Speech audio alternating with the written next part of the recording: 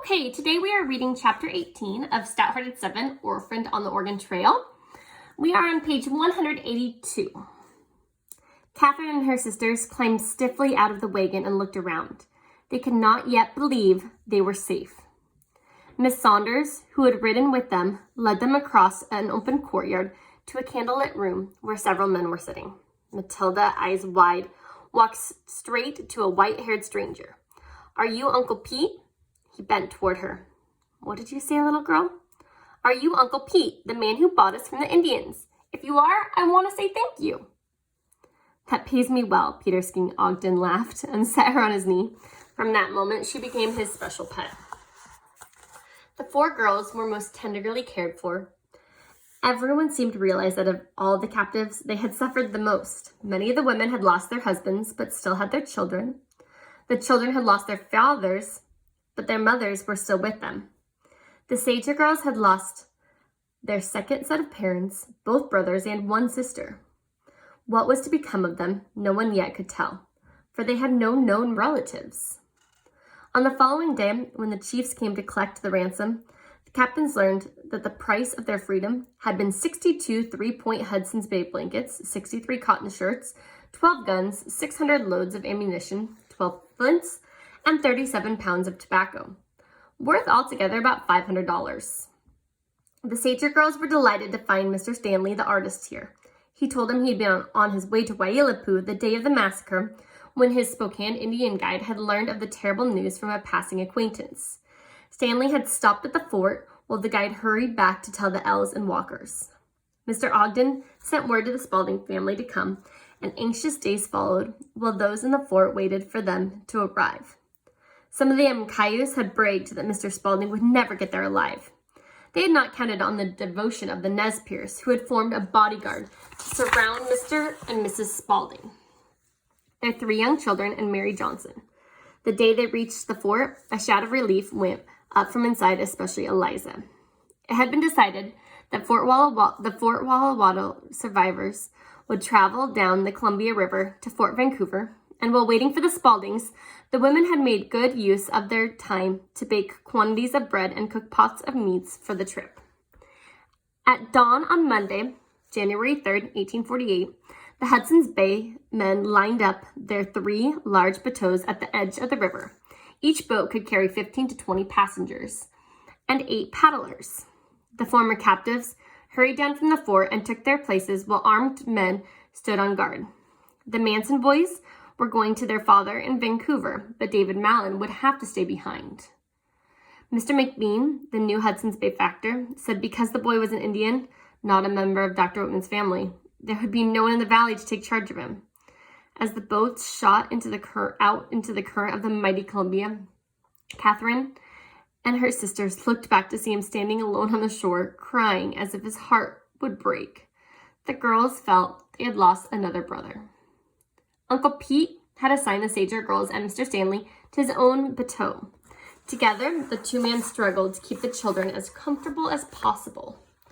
Mr. Ogden, a big, jolly fellow, told stories of his adventures to take their minds off the dangers that still haunted them, both from Indians and from the river itself. The higher the waves and wind, the louder he laughed and faster he talked.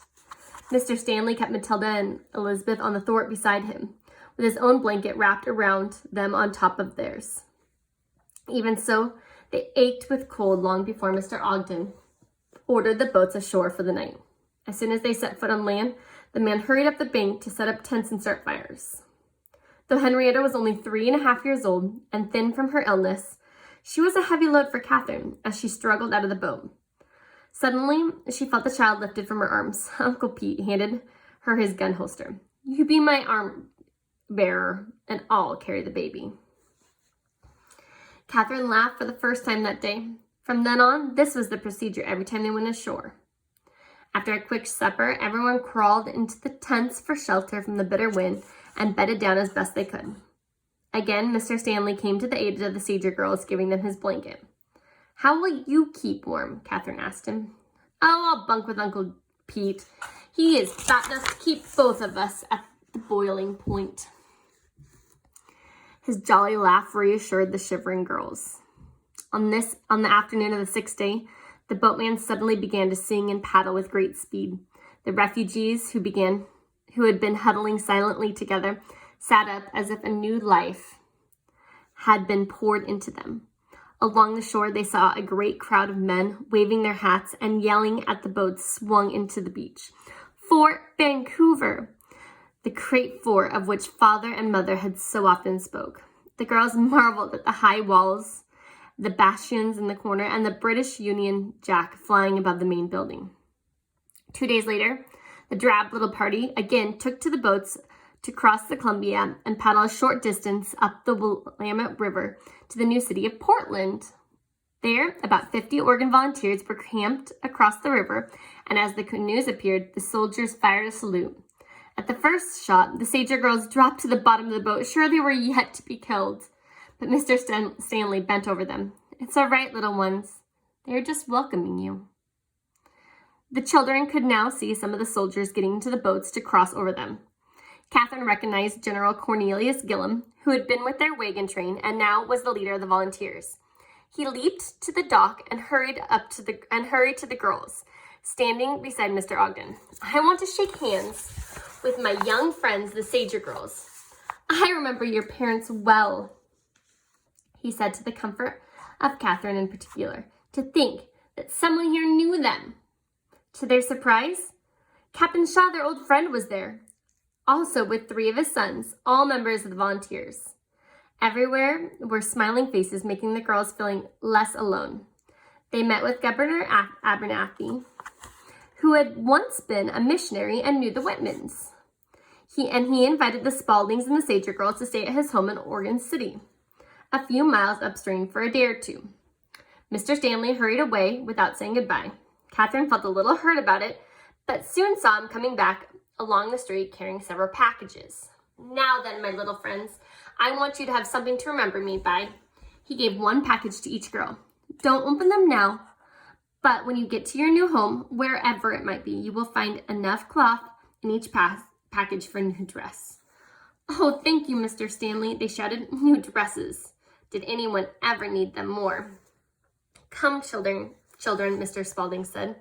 "The governor's boat is waiting." The girls clambered over the side of the canoe with the Spaldings and the governor.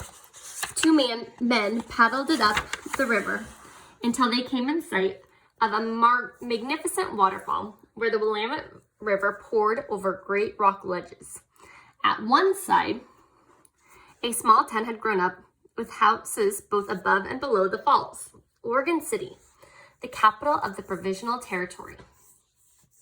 They walked up the rough street, Eliza Spalding with her family and the Sager girls lagging behind, so tired they could hardly walk.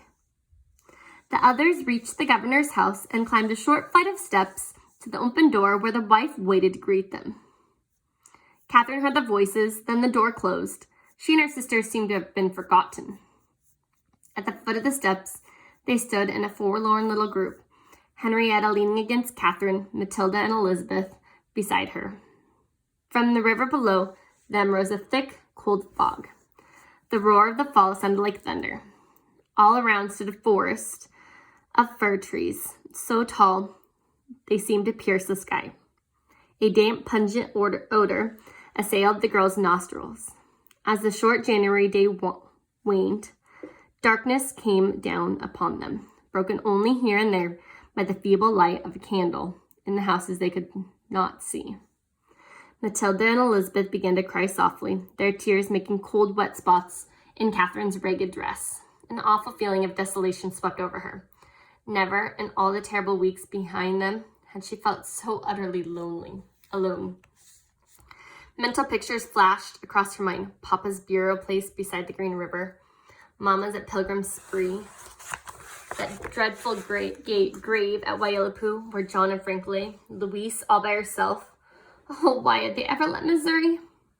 Or why had they not all died at Waialapu? At least they would have been together, she thought, and wished she could lie down here and never get up. Then, somehow, like a flower pushing its way through the frozen earth, a memory grew and bloomed in her mind. As clearly as if it was happening right now, she heard voices. "Are we children stout-hearted, Papa?" "Of course. All the Stagers have been stout-hearted. Our great-grandfather would never have gotten to Germany, or grandfather to the United States, or my father to Ohio, or we to Missouri. We'll have to be stout-hearted to get to Oregon, but we will. At the head of the steps, the door opened. The governor's wife called, "You girls must be getting cold out there. Come on in. You can see Oregon tomorrow." Catherine felt a wild, delirious joy sweep through her. "Elizabeth, Matilda, Henrietta, stop that crying. We're in Oregon. We got here." She felt her sisters relax, felt the answering joy that straightened their drooping backs. "Oregon. We're in Oregon." They shrieked, hand in hand, laughing through their tears. The four of them marched up the steps into their new life.